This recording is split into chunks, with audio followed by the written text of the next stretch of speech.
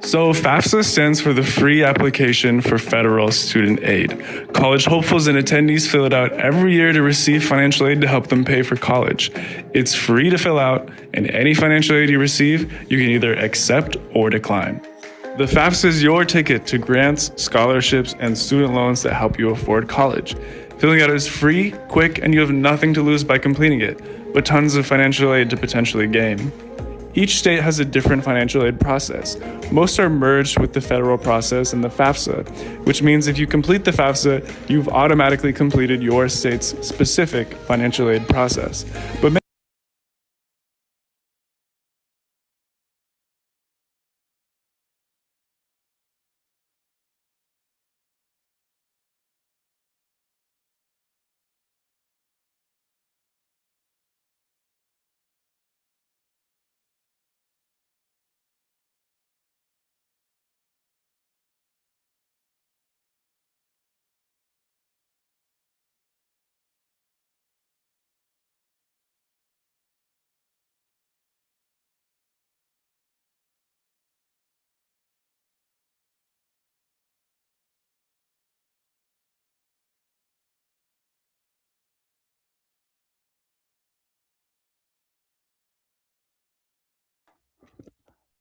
Hello, everyone. Sorry about that. With all Zoom webinars, sometimes you see there are technical difficulties, but I see we got a healthy audience of 32. Thank you for joining us and welcome. We have a fun, as fun as the FAFSA can be, webinar for you, and I can't wait to get started. I'm going to give everyone a second to let a few more people join, and then we'll get underway. But thank you again for joining us.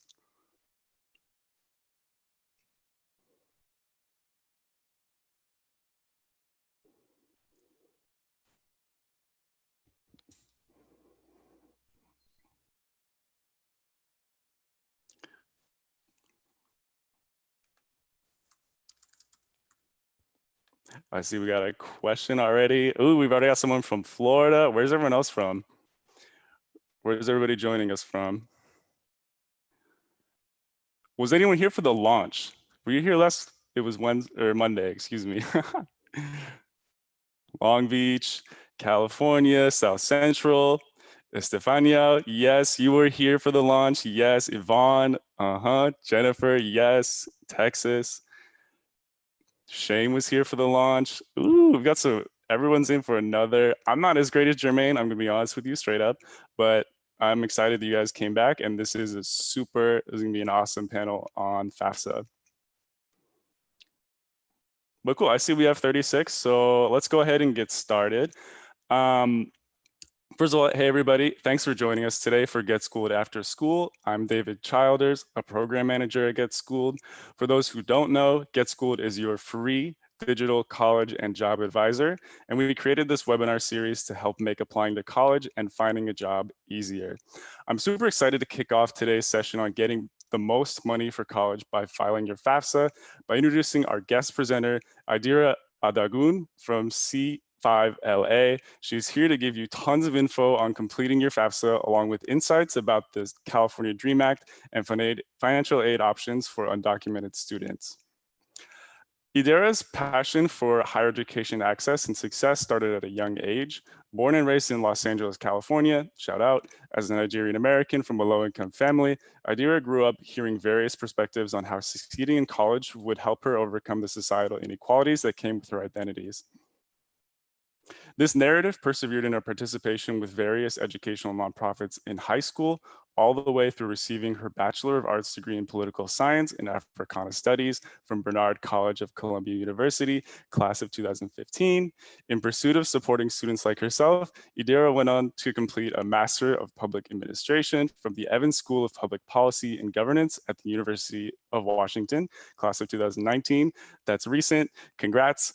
There, she focused on her research on social policy, education policy, and nonprofit management. Today, Idera is a college college counselor with the College Access, Persistence, and Success team at C5LA, an educational nonprofit supporting high school leaders across the Los Angeles and San Fernando Valley areas. Again, shout out. She works closely with juniors, seniors, and college students to ensure they have the tools and resources necessary to get through to and through college. Please join me in welcoming Idera. Great, thank you so much for the introduction. I want to start off by saying I saw in the chat that someone is here from downtown Manhattan High School.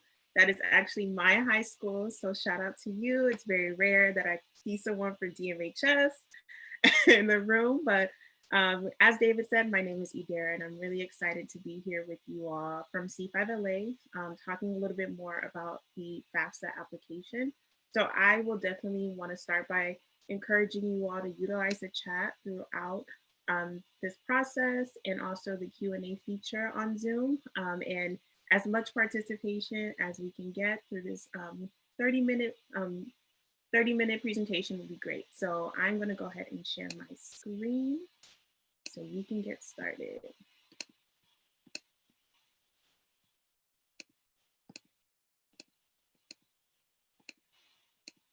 Great. So I will go ahead and present. So starting off with that participation, as I mentioned, I am here to talk about the FAFSA application, which actually just recently opened last week.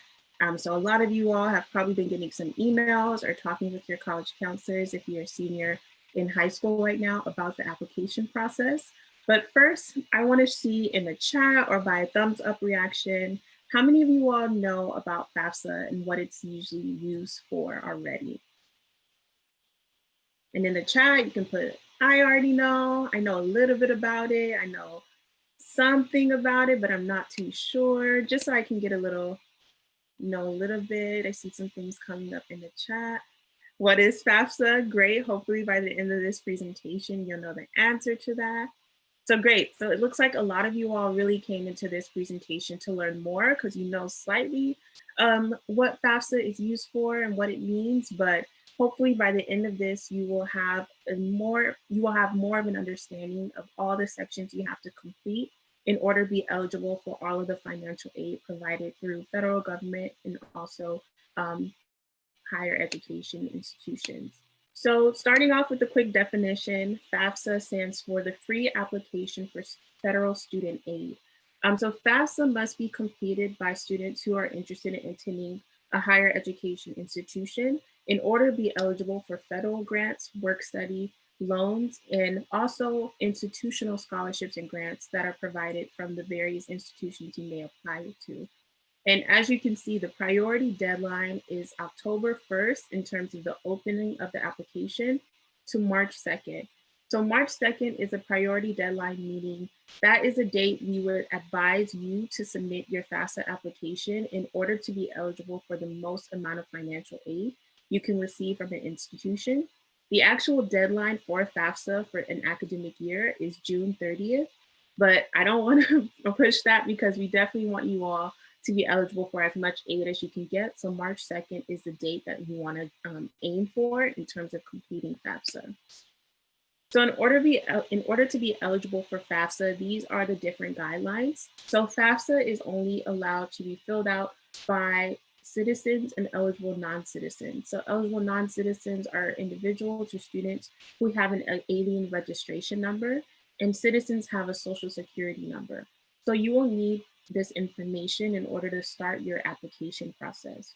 Also, FAFSA is for students who have already completed high school or received their GED certificate or completed homeschooling. So if you are within any of these categories while you're filling out FAFSA, then this application is for you. You also must be enrolled in an eligible program starting that fall quarter or semester, or the semester or quarter that you actually plan on starting school. So once again, the funds that are provided through FAFSA are only for students that are starting at a higher education institution. You have to also maintain satisfactory academic progress as you go through your college, whether that be a 4-year college or university or 2 years at a community college. And I'm going to talk about a little more in detail about why this matters as you go through school. Also, you can't owe any federal student grants or be in default for student loans. This more so applies to graduate students that are filling out FAFSA.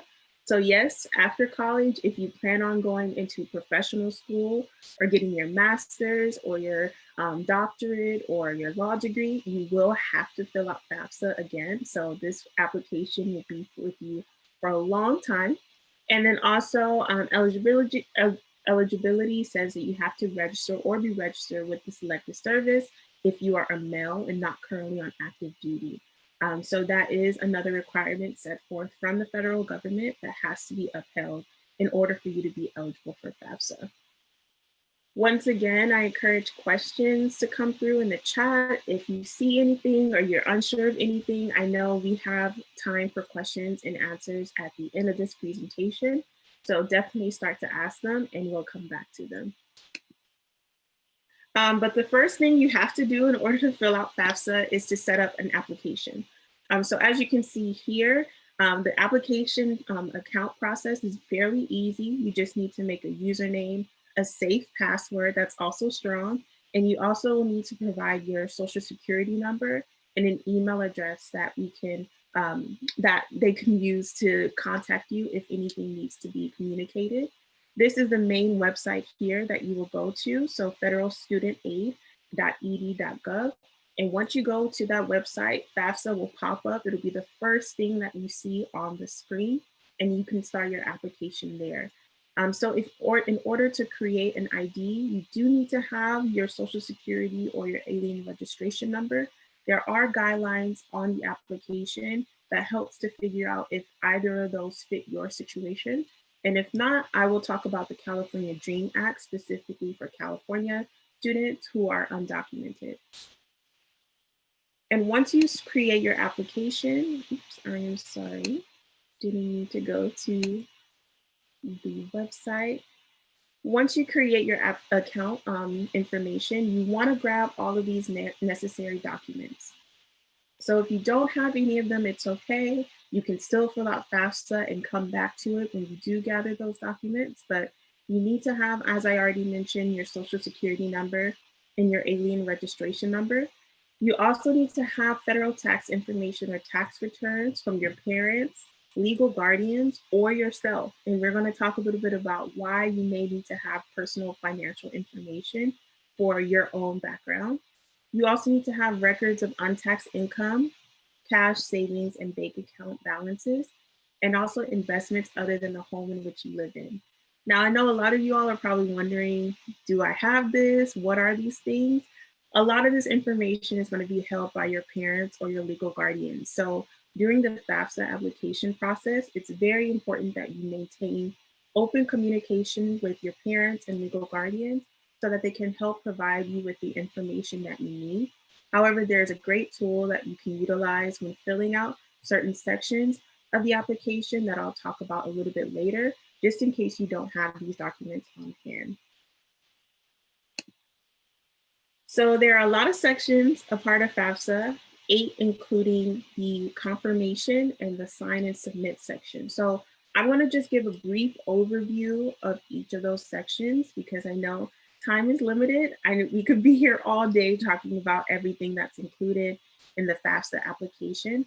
However, these overviews typically go over what you need to have personally or what your parents or legal guardians need to have as well in order to get these sections completed. So starting with these first 4 sections, the first section you're going to have to complete in the FAFSA application are the student demographics. So this is information that's all about you. You will enter your name, your preferred name, also your address, your parents' education level, your driver's license if you already have your driver's license number, and information related to your gender, and all other things that are specifically focused on building your student profile. So you want to make sure that you're entering information correctly.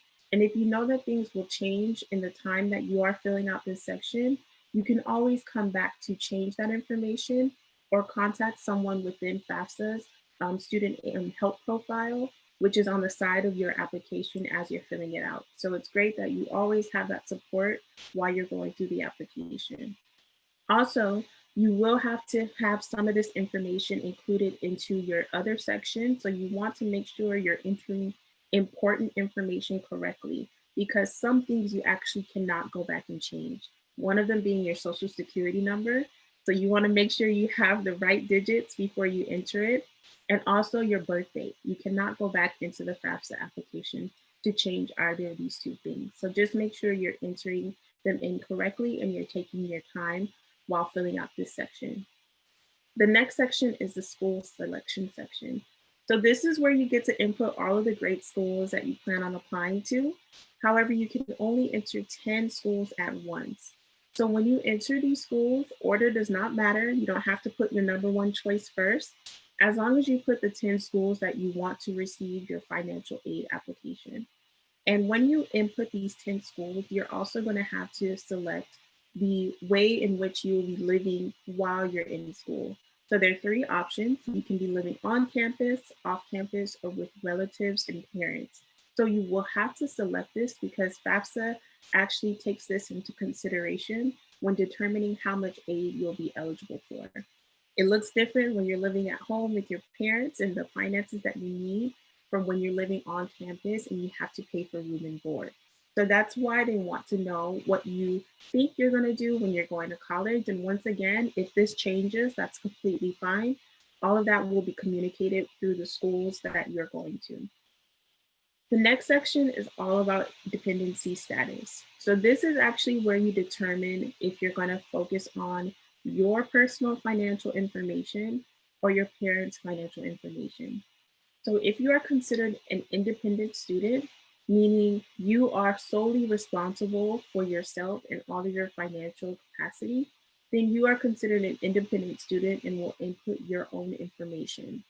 So usually this is done legally, and there is a checklist on FAFSA's application that allows for you to know whether or not you're an independent student. If you answer no to all of those questions on that checklist, then that means you're a dependent student. And a dependent student is a student that's still claimed on their parent or legal guardian's taxes that still provide the majority of the financial support for you. If that is the case, then you will be providing one of those parents or one of those legal guardians' financial information. So it's really important, once again, that in this section, you look at all of the questions being asked and make sure you answer them correctly, because that can help determine which financial information you have to put in the next section of the application. And the fourth section is parent demographics or legal guardian demographics. So this is basically similar to the student demographics in that we're going to want to know your parents' names, their address, which may be the same as yours, also their education level, their marital status, and also household size.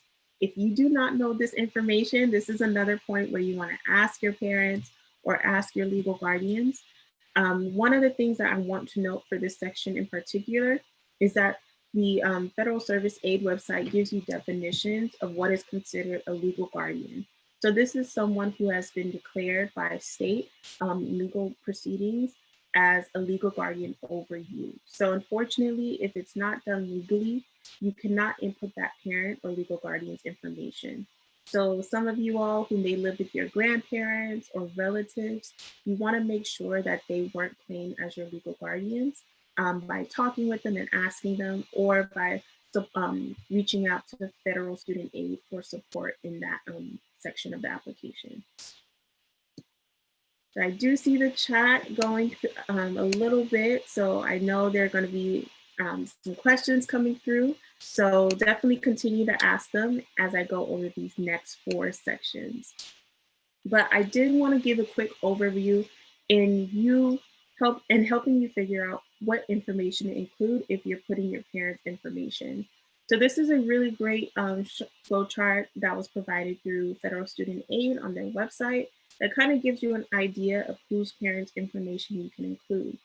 So as you can see, the first corner talks about if your parents are married to each other or not. If they are not, and your parents live together, then you want to report information for both of them. But if they are not married and do not live together, then as you can see, they're going to ask more follow-up questions to figure out whose parental information you should put. As you can see, some flows are a little bit easier than others. So if your parents are married and they currently live together, then you'll be putting both of their information. So once again, I believe these slides will be provided to you following up from this presentation. So I would take a look at this just to make sure you are putting the right information for your personal situation. And the last four sections are all about money for the most part and submitting the application. So the fifth section is the parental financial section. And this is where if you are determined to be a dependent student, you will put your parents or legal guardian's financial information. So one of the great things that the FAFSA application offers is the IRS data retrieval tool. So this is the tool I was referring to earlier that helps make it a little bit easier to answer all of those hard money questions you might not necessarily know the answer to. So every year, if your parents submit their tax returns, that's put all into a database. And what this IRS data retrieval tool allows for you to do is to pull that information into your application. So all you will need is your parents' social security number or FSA ID. And I will talk about the FSA ID fairly quickly and soon, but it's also a code that your parents need to have in order to sign this document electronically. However, if you don't have their social security number or you don't have an FSA ID for them, you want to have some of these financial documents on hand. So you will ask your parents or legal guardians for their tax returns, their W-2s, pay stubs, anything where you can estimate how much money they bring in every year. Because once again, federal government needs to know this in order to know how much money they need to give you for school. And the IRS data retrieval tool is used throughout the whole application process in terms of the financial section. So once you use it one year, you can use it again for the following years, and the information will change as long as your parents or your legal guardian have continued to file their tax returns. Unfortunately, you cannot use this tool if they have not. Um, for student financials, it's the same. You can utilize the IRS data retrieval tool if you personally have filed your taxes. I know a lot of you all are in high school right now, and if you are an independent student, there's a chance you have not. So there are ways to estimate how much financial support you have every year through the estimator tool that's also offered within the application.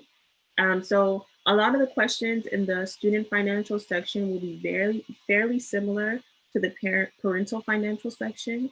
However, many of you may not have to fill anything out. There will probably be a lot of zeros as you go through this section if you do not currently work or you do not currently file any taxes every fiscal year. So I think it's really important to note that the finances are probably one of the most tedious or two of the most tedious sections of FAFSA. So definitely be ready to dedicate a little bit more time there to make sure you answer the questions correctly. And if you don't know the answer to the question or you don't know where to look, there is the number and the text chat on the side that allows for you to ask any questions, and they provide 24/7 service and support for those who are struggling in getting through a section on the application. So the last two sections, after you've gone through the first six, you've put in all your information, both personal and your family or your parent and legal guardian's information. The last two sections are all about reviewing and seeing what you will potentially be eligible for when you submit your application. So sign and submit, this is where you check for errors. So literally everything that you put into your application beforehand will come up on one screen before you sign and submit. Make sure you look through these sections to ensure that all of the information is correct. The answers, there's also a question of whether or not you utilize a preparer when filling out your application. More than likely, the answer will be no. A preparer is someone who you pay to help you complete the FAFSA application, but the FAFSA application is usually done on your own and with the support of your parents and legal guardian. So that is the definition of a preparer. If you're still confused, when you get to that question, luckily there is a question box right next to the word on the application that can give you the definition again there. And also You and your parents, if you are a dependent student, will have to sign this application electronically. If your parents do not have an FSA ID, meaning they don't have a social security number or an alien registration number, you can provide the federal government with a paper FAFSA application. So in that case, you will need to print out your application and actually have to sign it yourself and have your parents sign it and mail it into the proper address.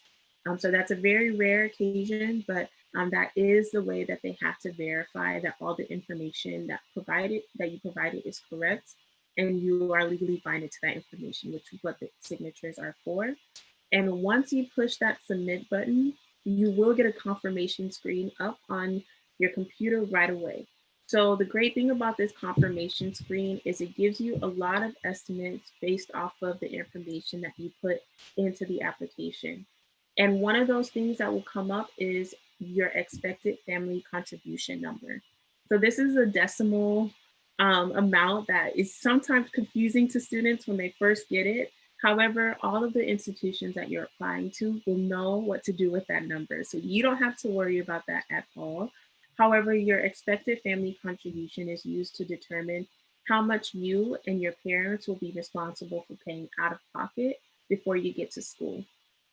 Another thing that's on the confirmation list is your estimated amount in your federal Pell Grant and also Stafford loans. So your federal Pell Grant is free money that can be provided to students that are entering into undergraduate institutions. And the maximum amount that you can receive in a federal Pell Grant is $6,345. So if you fill out FAFSA and you have a very low expected family contribution number, you could potentially already get $6,000 from filling out this application. And for some students, depending on what school they go to, that can cover tuition and fees. So it's really important that you actually fill out this application to make yourself eligible for free money that you don't have to pay back. However, the FAFSA application also estimates how much you can receive in loans. So the confirmation page will give you an idea of what that number will look like for one academic year. Same with the federal program. These are all things that apply for the academic year that you're going into the school. You will have to refill out FAFSA every year after it opens on October 1st and also submit it by March 2nd, the priority deadline, to ensure that you receive financial aid at whatever institution you're going to. And all of this information will be emailed to you as well as your student aid report. So your student aid report is actually what is given to colleges that you apply to in order for them to see what financial aid they will give you. So it's nice that they give them a comprehensive review of your application and you have that same view as well. So just a quick overview in terms of the process of FAFSA. Once you complete FAFSA and sign with your FSA ID, the schools that you entered into your school selection section will receive your student aid report. So all of those 10 schools will receive an email stating that this student submitted their FAFSA, here's their student aid report. And one of the things you can do after you submit is go back into your application to add more schools. So if you plan on applying to more than 10 colleges, you can still go back and add those schools so that they receive your student aid report. And also, once that is done, information and simple aid award. So they'll put that EFC and make or your legal guardian or yourself in 1 year, along with all the other information that they need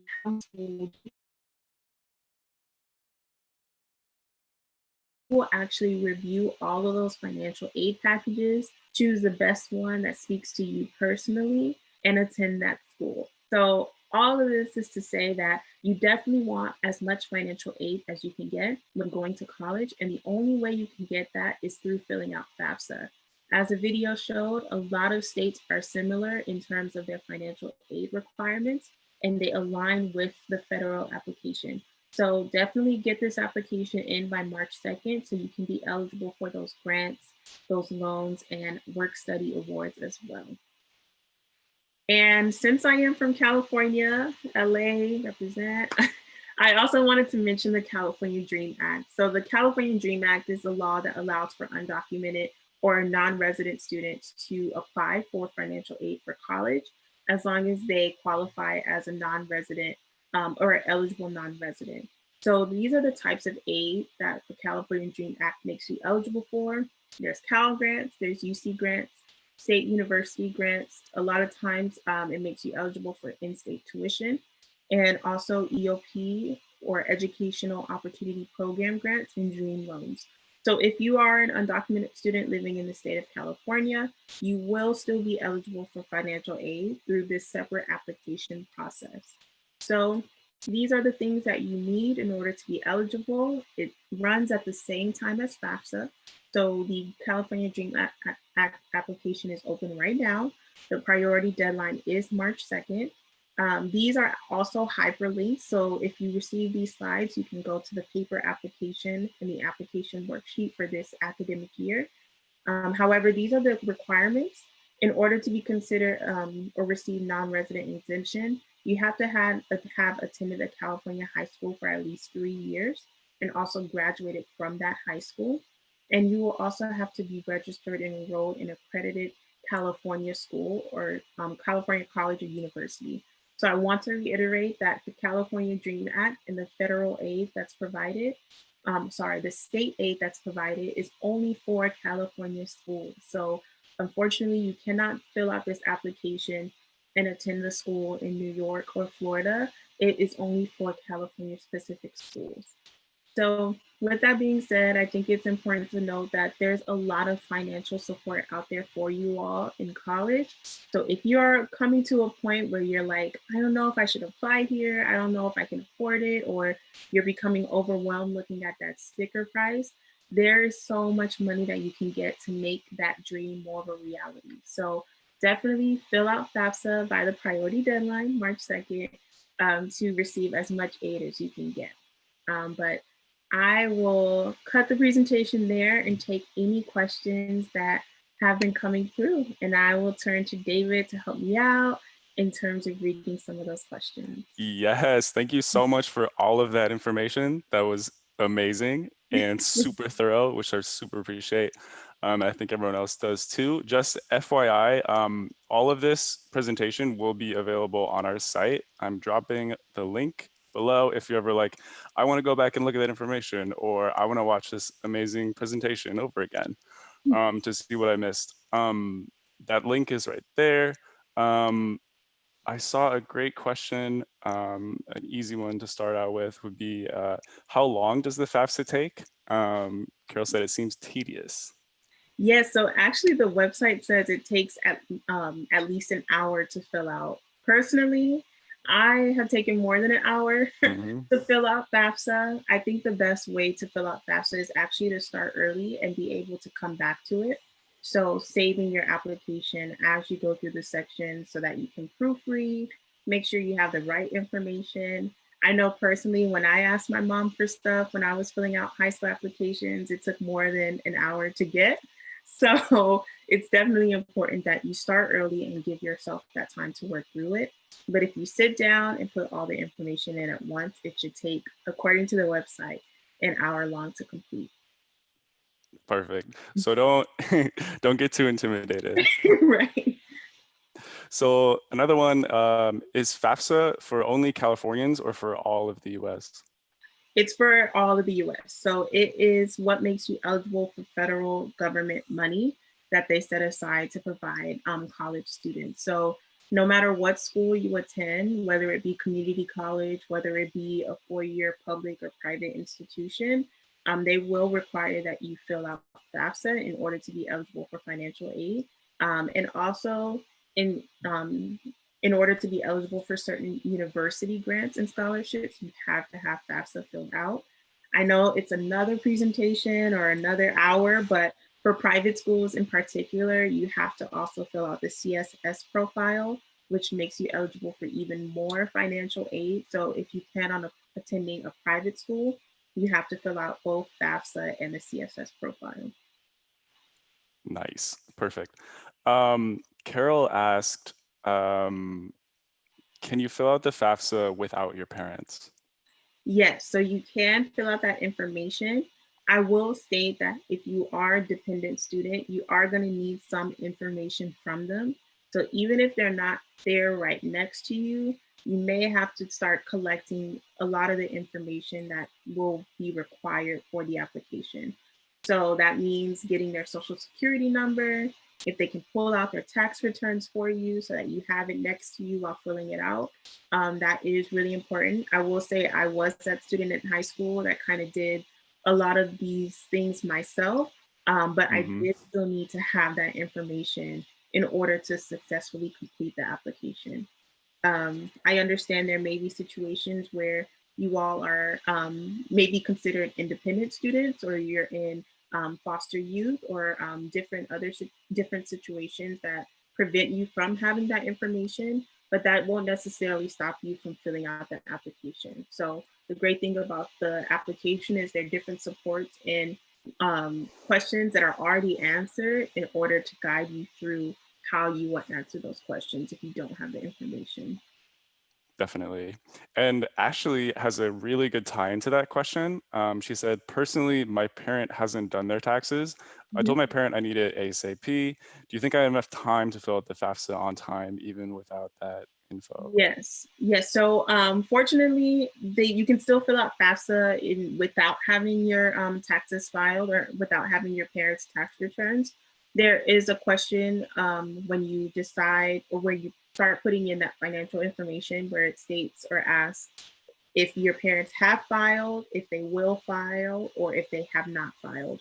So if they have not filed, then you will still have to input whatever income they have from the year. So in that case, instead of having tax returns, you're still going to need to have an idea of how much they've made annually or each month.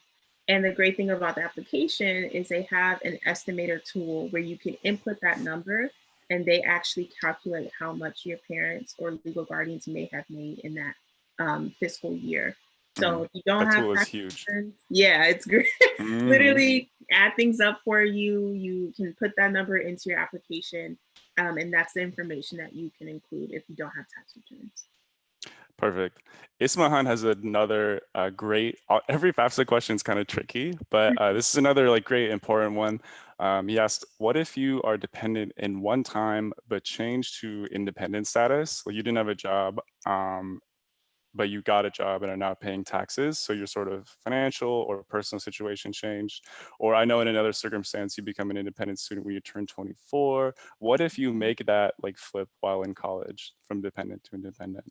Yeah, you definitely want to put information that best fits your situation at the time, as long as it's within the year that they're asking for information. So for FAFSA, they want information from the previous year's tax season. So for those of you filling out applications this year, they're going to want information from your 2019 taxes. Hmm. So if you were in a situation where you were dependent in 2019, but in 2020 you are now independent, then unfortunately they will still ask for that 2019 information. However, there should be sections that allow for you to talk a little bit more about your personal student financials, and that's where you will input that information. However, it always depends on the situation that happened basically the year before when you Hmm. fill out the application. So we're in 2020 right now. A lot of the questions will be focused on 2019 under information. There are some COVID related changes that will be taking Hmm. place. I was just about to So ask. yeah, I actually will share that link with you. There's a great one pager on filling out FAFSA, and it answers some frequently asked questions. And one of the things that they state in terms of COVID and not having filed taxes is to use the estimator tool. So there are some other announcements related to that in that document. So I'll make sure to send it over your way so you have it. Perfect. Do you have, I know this is a question that we get a lot on our text line, which is about students who have families or just situations where they're like dramatically impacted by COVID or a loss of a job. Mhm. So that prior year when maybe they were doing fine financially is suddenly like not relevant at all anymore. Yeah. Their financial situation has completely changed, and they need ideally like more money from their college. What can Mhm. students in that situation do in terms of like their FAFSA, working with their college? Yeah. So it's really tricky. I think that I believe, I don't want you to quote me on this, and I can also send that document, which will have great information too on filling out FAFSA. But I believe there is a portion where you can talk about your financial situation right now. And some of these questions that are asked within the application are implied in terms of your trying to figure out your current situation. Mhm. So questions based off of your current savings and current investments, those are all things that are much more relevant in the now than what was happening last year and how much you made for that Exactly. year. So, for instance, your parents may have made a certain amount in 2019, but when you're answering the current savings question, you can have $100 in your bank account. So, all of this goes together to create your expected family contribution.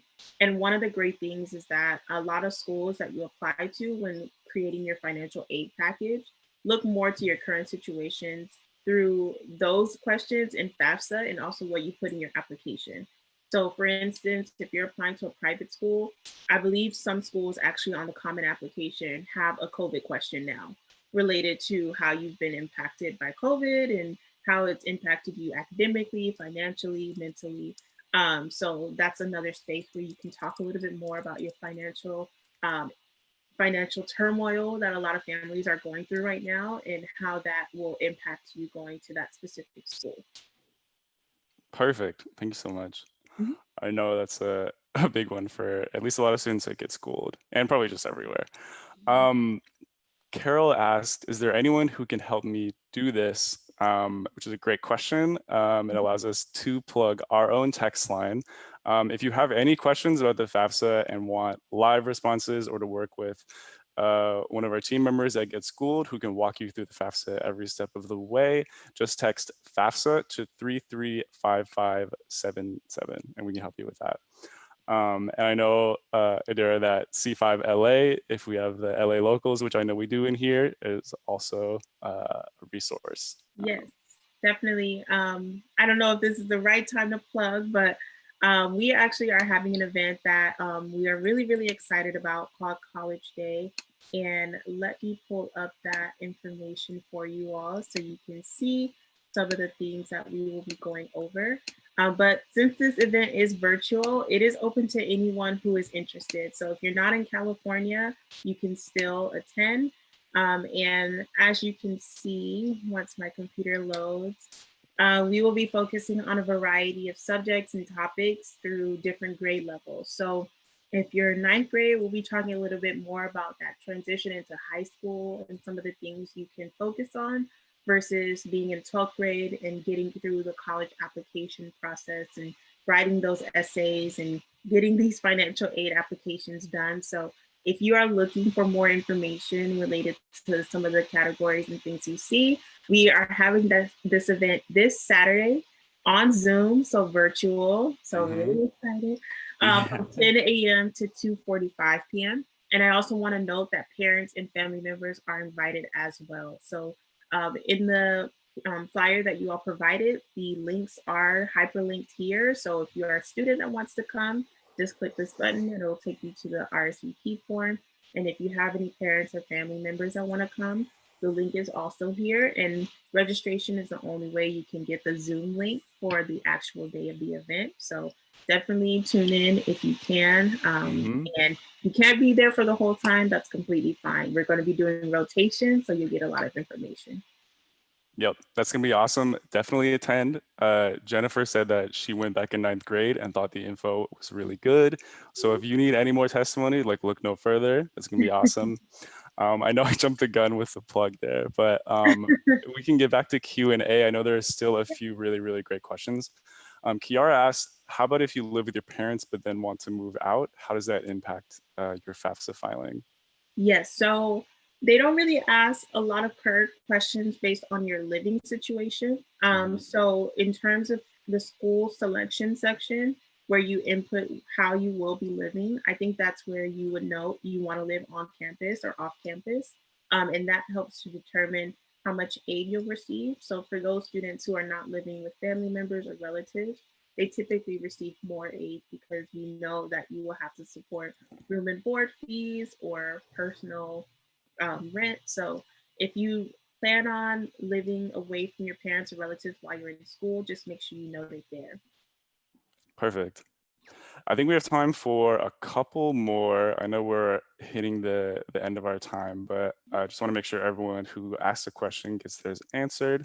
Um, Earl asks a great question about when you add the 10 schools that you can add to your FAFSA, do you have to be sure that you're going to be accepted by those schools, or can you add them to your FAFSA before being accepted, before completing your application, before knowing that like whatever will happen?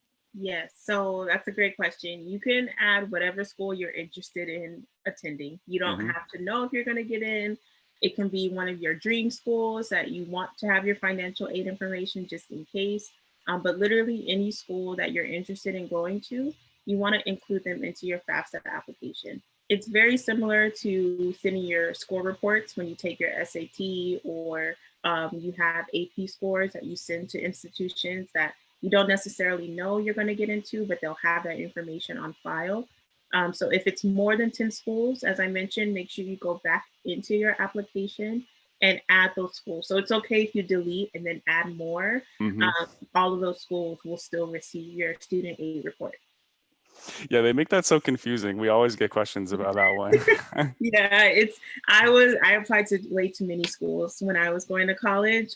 So I was one of those that had to go back in, delete, add, and then resubmit, and then your schools would get that information. Cool. Well, I guess we can wrap this up. This was an awesome session. Thank you so much, Idera. You were amazing. This presentation was so thorough, so good. I mean, I'm going to go back and look at it. It was that good. So thank you again.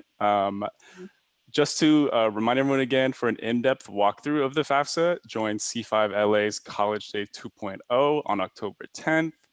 You saw the pamphlet for that with the links to register. I think we'll be dropping a link to that so everyone can click over and attend in the chat below. So be on the lookout for that.